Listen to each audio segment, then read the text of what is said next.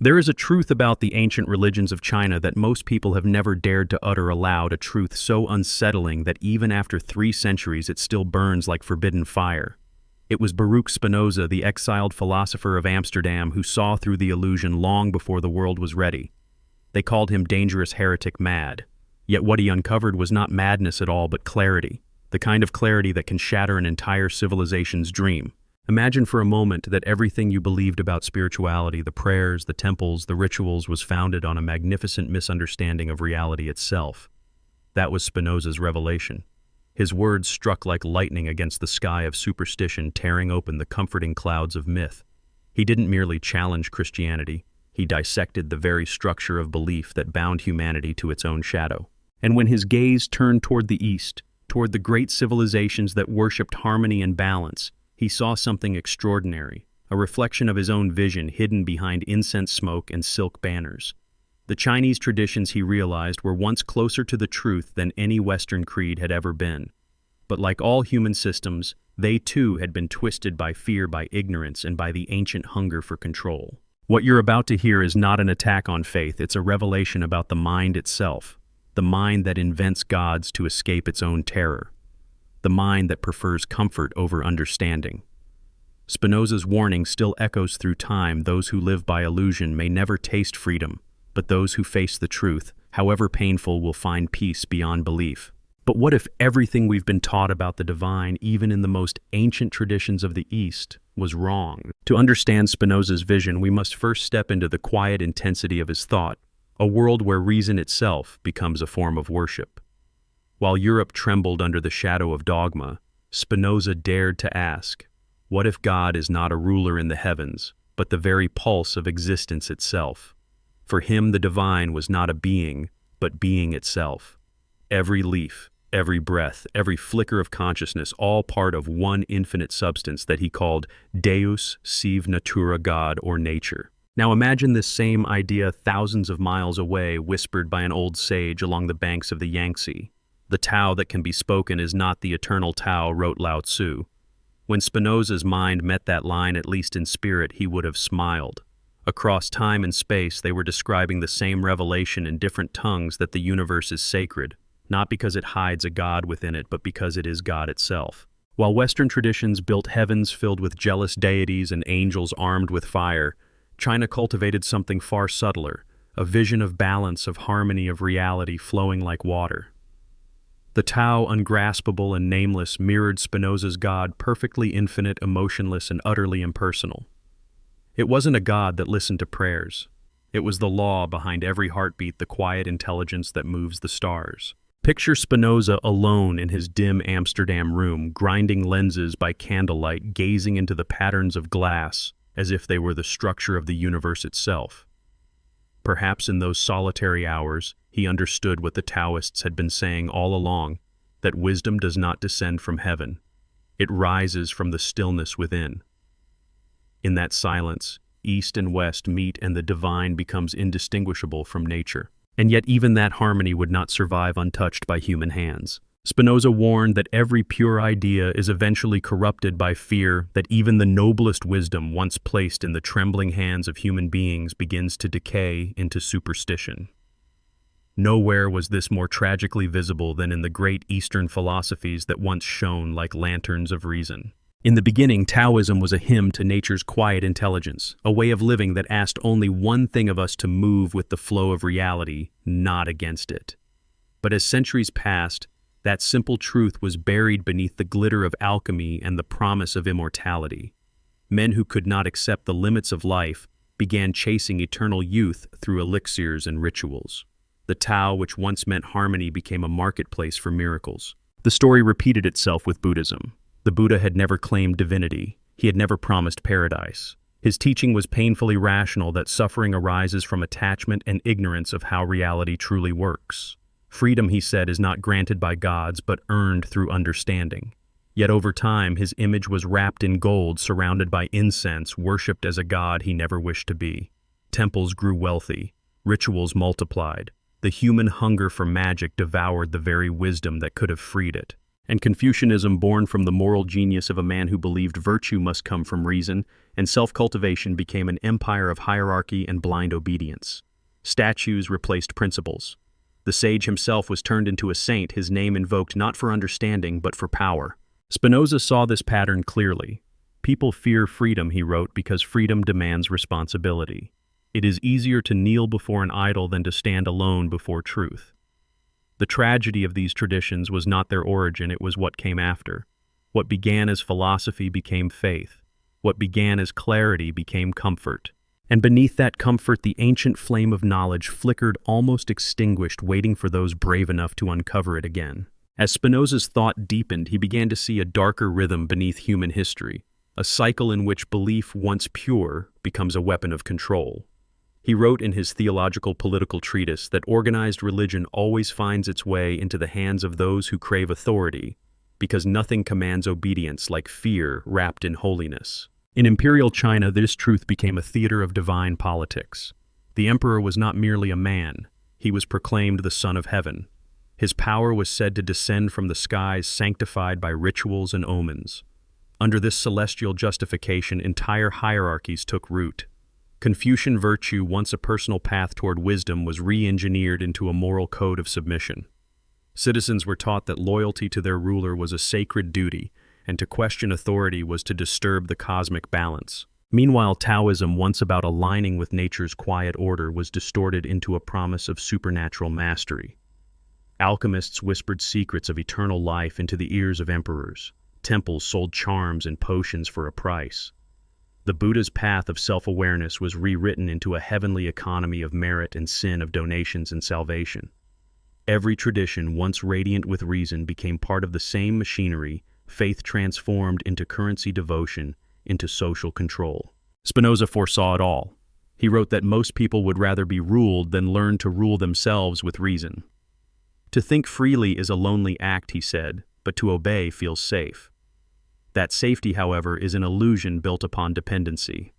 The priests, the monks, the ministers, all discovered the same ancient secret: it is easier to govern the fearful than to educate the free. The narrator's voice darkens, now echoing through centuries of incense, and power temples became palaces, prayers became laws, and the search for truth was traded for the comfort of certainty. What had begun as the study of nature turned into the theater of submission.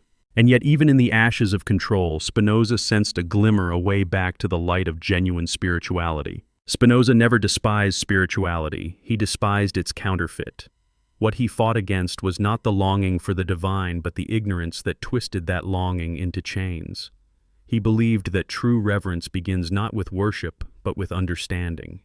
To him, knowledge was not cold or lifeless, it was sacred fire. Every truth we discover brings us closer to the essence of what others once called God. He saw that the real miracle was not in the breaking of natural laws, but in their perfection. When you gaze at the stars and realize that they move in harmony, when you study the body and see how each organ reflects the logic of the whole, that is the moment when wonder becomes enlightenment. That is when spirituality transcends superstition. In Spinoza's world, to love God was to love reality as it is. To study astronomy was to pray. To practice ethics was to build a temple within the mind.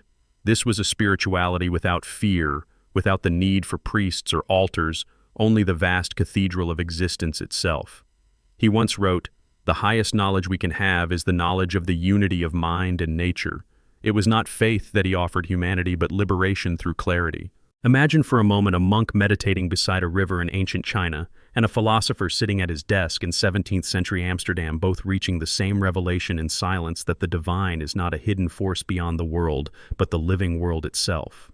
It flows in the wind, pulses in the blood, burns in the curiosity of the mind. Spinoza called this awareness the intellectual love of God, a joy that arises not from believing, but from understanding. It's a love without obedience, a faith without fear. The more you know, the more you feel connected. The deeper your understanding, the deeper your reverence. This is the heart of real spirituality, one that does not demand surrender but invites awakening. And within this awakening, Spinoza glimpsed the same truth the ancients once knew, that wisdom and freedom are one and the same. Through Spinoza's eyes, the ancient Chinese masters seemed less like mystics and more like scientists of the soul.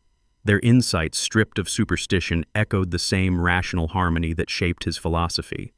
The Tao, the Buddha, and Confucius, each in their purest form, were explorers of truth, not prophets of mystery. The Tao taught that happiness arises from flowing with the rhythm of nature, not from commanding it.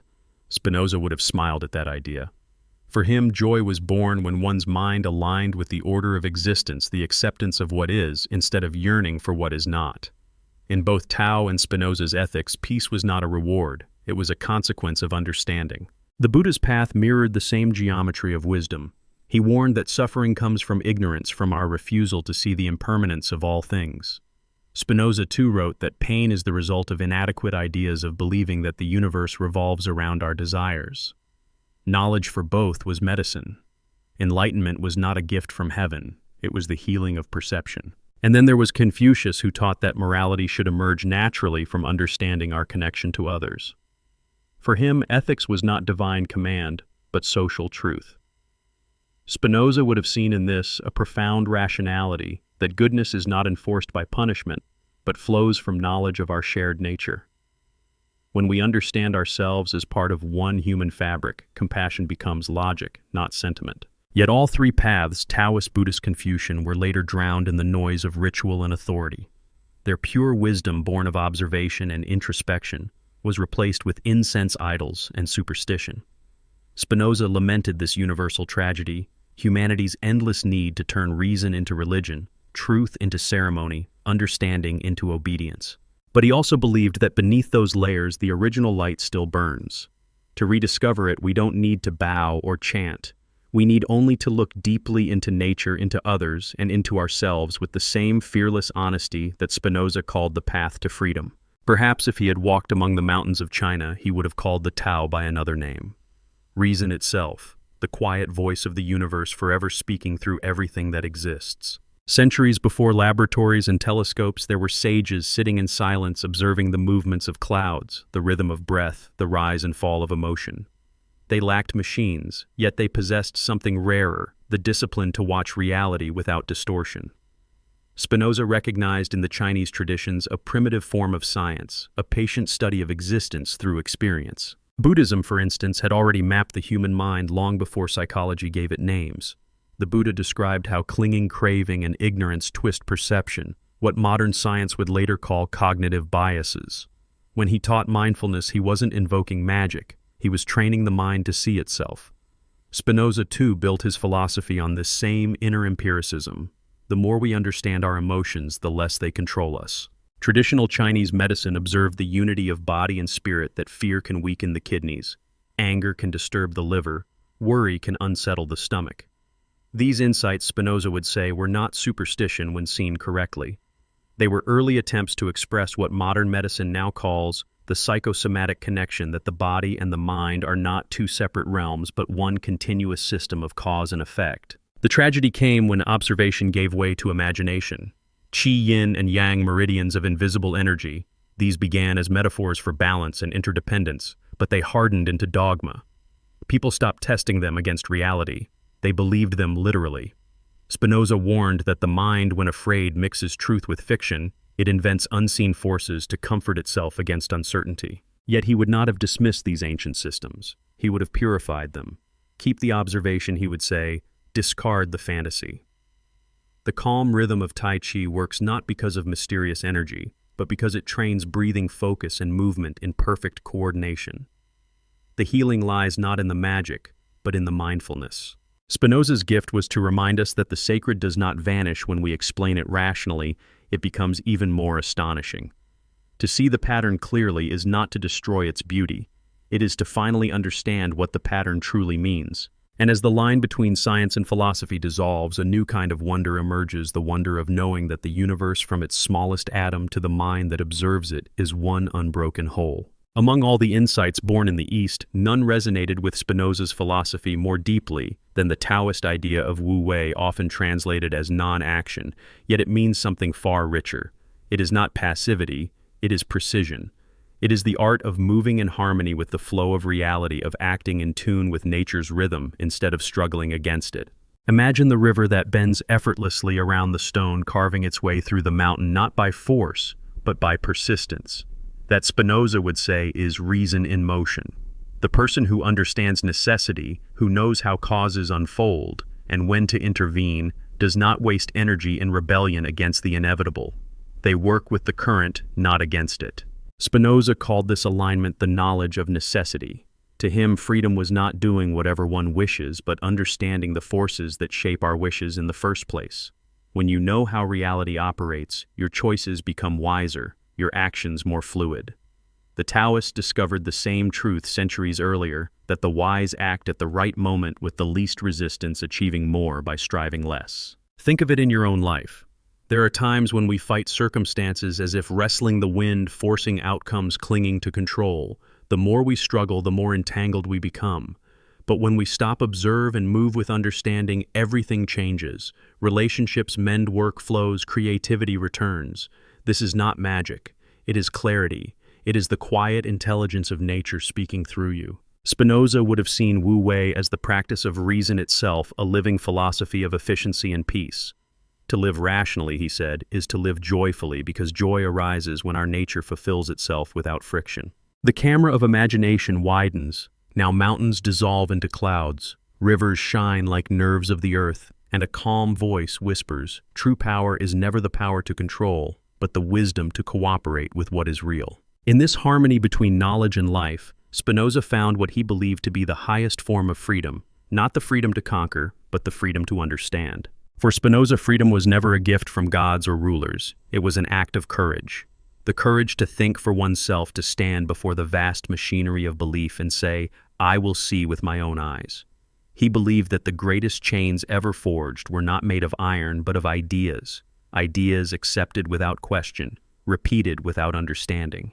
Every age has its temples, its scriptures, its sacred voices that promise salvation in exchange for obedience. But Spinoza saw through the bargain. When you surrender your mind to authority, you lose the only thing that can truly save you, your capacity to reason. He was excommunicated, cursed, erased from his own community for saying what others only dared to feel in secret. Yet he never turned bitter. He smiled, ground his lenses, and kept writing about light, both optical and spiritual. He taught that to be free is not to reject tradition, but to refine it through understanding. You can learn from the ancients without kneeling to them. You can practice rituals without worshiping the illusion behind them. Freedom, he said, begins when you stop seeking approval and start seeking truth. This freedom is not comfortable. It asks you to take full responsibility for your thoughts, your emotions, your choices. There are no gods to blame, no priests to absolve you, no destiny to hide behind. When something breaks, you fix it. When you fail, you learn. When you act, you own the consequences.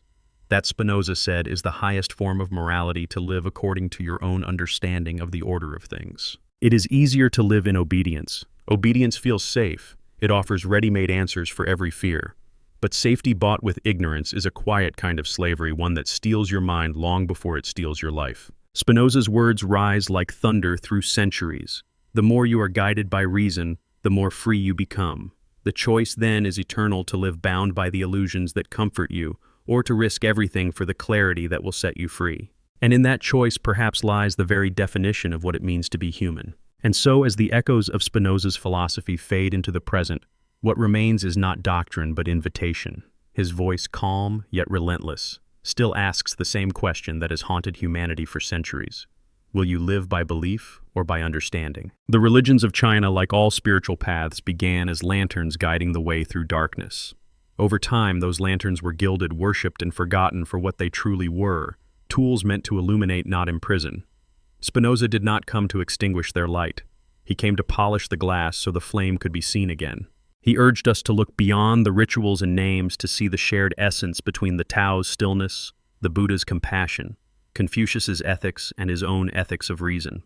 All spoke in their own languages of the same law, that joy, freedom, and peace arise not from submission, but from comprehension. The narrator's tone softens now, as if speaking directly to the viewer's inner voice. No temple can make you wise. No priest can make you free. What you seek is already within the clarity of your own mind. The divine is not out there in the stars. It is in the act of seeing clearly. It lives in the quiet decision to question, to observe, to understand. Spinoza once wrote that the highest joy is the understanding of our own nature. That joy is not a promise for another life, it is the birthright of this one. The Buddha called it enlightenment, Lao Tzu called it the way, Confucius called it virtue, and Spinoza called it reason. Different words, same awakening. Here we do not claim to offer absolute truth, only a spark for reflection. Let every idea be tested, every belief examined, every tradition understood rather than obeyed. And when you find something that resonates not because you were told to believe it, but because you have seen it to be true, that is where your freedom begins. Now we turn to you, the seeker, the listener, the quiet mind watching from somewhere in the world. After hearing this, how will you choose to relate to the spiritual traditions that have shaped your life? Tell us where you're watching from, because no matter the city, no matter the belief, the journey toward understanding, toward the true freedom Spinoza spoke of, begins exactly where you are right now.